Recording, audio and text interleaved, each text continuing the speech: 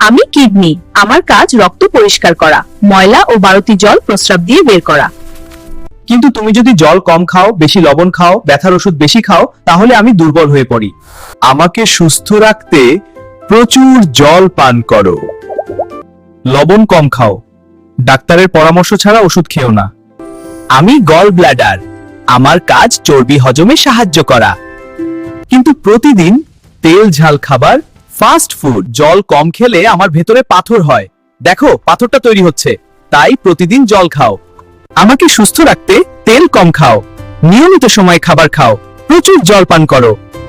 আমি লিভার, আমার কাজ খাবার হজমে সাহায্য করা, রক্ত পরিষ্কার করা, শক্তি জমা রাখা। কিন্তু মদ, বেশি ভাজা খাবার, অতিরিক্ত চিনি আমাকে ক্ষতি করে। আমাকে ভালো রাখতে ঘরের খাবার খাও। হ্যাঁ, ফল আর সবজি খাও, মদ ও জাঙ্ক ফুড এড়িয়ে চলো। আমি হার্ট, আমি দিনরাত কাজ করি, রক্ত পাম্প করে পুরো শরীর চালাই। কিন্তু ধূমপান, বেশি লবণ, অলস জীবন আমাকে দুর্বল করে।